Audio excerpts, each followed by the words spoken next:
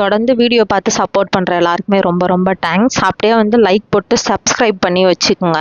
இதுக்கு தாங்க நான் தலை வாடுறதே கிடையாது. தலை வாரின அடுத்த நிமிஷமே களைச்சி விட்ருவாங்க. ஏன்னா எப்போவுமே என் தலையிலே தான் விளையாடிட்டு இருப்பாங்க.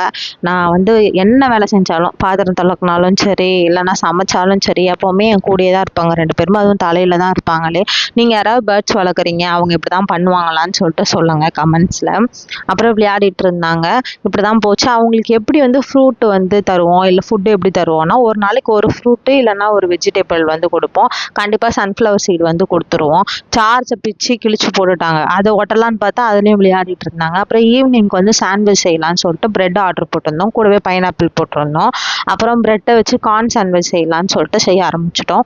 முடிஞ்ச வரைக்கும் காய்கறிகள்லாம் வந்து சின்ன சின்னதாக வந்து கட் பண்ணிக்கோங்க, அப்போ தான் நல்லாயிருக்கும். அப்புறம் கெச்சப்பும் மயோவும் அதிலே ஊற்றிட்டு சீஸ் போட்டு சாண்ட்விச் செஞ்சாச்சு. அதுக்கப்புறம் வாங்கின பைனாப்பிளில் வந்து அதை டோஸ்ட் பண்ணி சாப்பிட்டுக்கலாம் அப்படின்னு சொல்லிட்டு உப்பு மிளகாத்தூள் போட்டு டோஸ்ட் பண்ணிவிட்டு அதை வச்சு நைட் டின்னர் முடிச்சாச்சு. காலையில் எழுந்ததுமே காலிஃப்ளவர் 65 மோர் குழம்பு வந்து செஞ்சுருந்தேன்.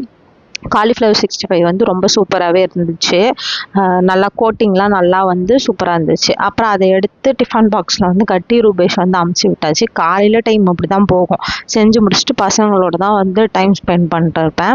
இப்படி தான் காலைல முடிஞ்சு. அதுக்கப்புறமா வந்து குளிச்சுட்டு கிளம்பி, அன்றைக்கி செவ்வாய்க்கிழமை, சரி இன்னைக்கு சாமி கும்பிடணும் முருகருக்கு அப்படின்னு சொல்லிட்டு செவ்வாய் உரையில் விளக்கேற்றலான் இருந்தேன். அப்புறம் கிளம்பிட்டு பாத்திரம் தேய்க்க வேண்டியது வந்து பாத்திரம்லாம் தேய்ச்சி கிச்சன்லேயே வந்து அன்னபூர்ணி வச்சுருப்போம். அதை வந்து அரிசிலாம் மாற்றி க்ளீன் பண்ணி வச்சுட்டு ரீஃபில் பண்ண வேண்டிய ஐட்டங்கள்லாம் இருந்தது.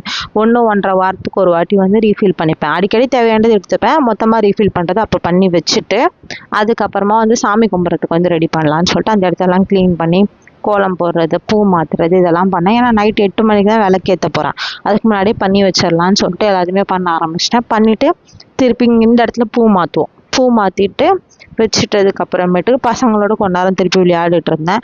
விளையாடி முடிச்சுட்டு அதுக்கப்புறம் சாமி கும்பிட்டாச்சு. சாமி கும்பிட்டுட்டு இட்லியும் தேங்காய் துவையலும் சாப்பிடணும் போல் இருந்துச்சு. அதை சாப்பிட்டுட்டேன். இப்படி தான் நாள் எனக்கு போச்சு. அடுத்த வீடியோவில் பார்க்கலாம். பாய்.